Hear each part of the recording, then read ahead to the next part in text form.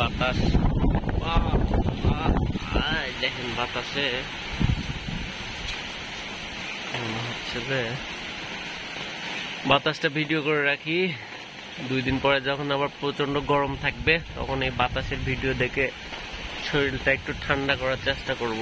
High high, বাতাসে মনে হচ্ছে সব উলট পালট করে দিচ্ছে, দেখতেই পারতেছেন।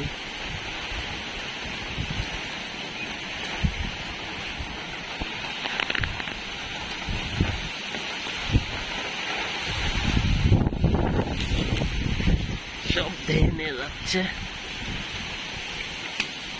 এই আম পড়ছে, এই যে দেখেন আম পড়ে আছে বাতাসে, এমন গাছের অনেক আমও পড়ে আছে। সত্যি একটা অন্যরকম পরিবেশ। তবে দুঃখজনক, যেসব এলাকায় ঘূর্ণিঝড় হচ্ছে, কি বাতাস হচ্ছে, বাবারে বাবা।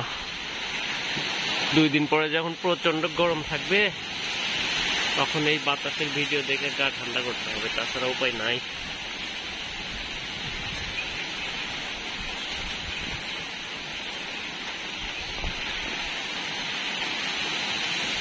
আরে বাতাস,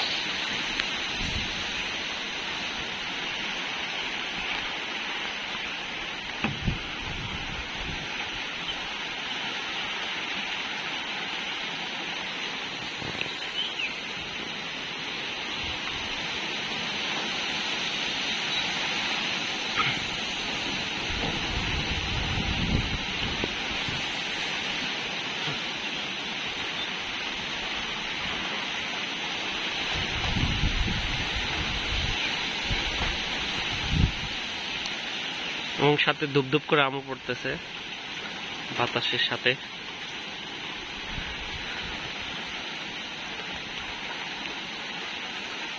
এরকম বৃষ্টির সময় কে আম করেছেন? আসলে এটা অন্যরকম একটা ফিলিংস। ছোটবেলায় যখন এরকম বৃষ্টি হতো, বাতাস হতো, গোসল করার জন্য বের হয়ে যেতাম এবং আম কুড়াতাম। বাতাসে ধূপধাপ করে আম পড়তো, আম কুড়াইতাম। কি যে মজা! হারিয়ে গেল সেই সোনালী দিনগুলা। এখন আর এরকম হয় না। আর তেমন আম গাছও নাই বড় বড়। আগে তো অনেক বড় বড় আম গাছ ছিল, যেগুলো গাছে ওঠা সম্ভব হতো না, কিন্তু ঝড়ের সময় বৃষ্টিতেই আম পড়তো।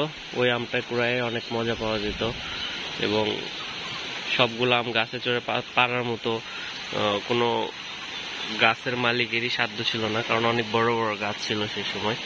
তো যাইতাম তাদের গাছে আম কুড়াইতে, চিল্লাচিল্লি করতো, পালাইতাম, দৌড় দিতাম। এটাই অন্যরকম একটা মজা ছিল। এই যে দেখেন কি রকম বাতাস হচ্ছে, প্রচন্ড বাতাস। আমাদের এদিকেই 2টা আম গাছ ছিল, অনেক বড় বড়, যেগুলোতে ওঠা যেত না। এখন সেই গাছগুলোও নেই, কেটে ফেলছে।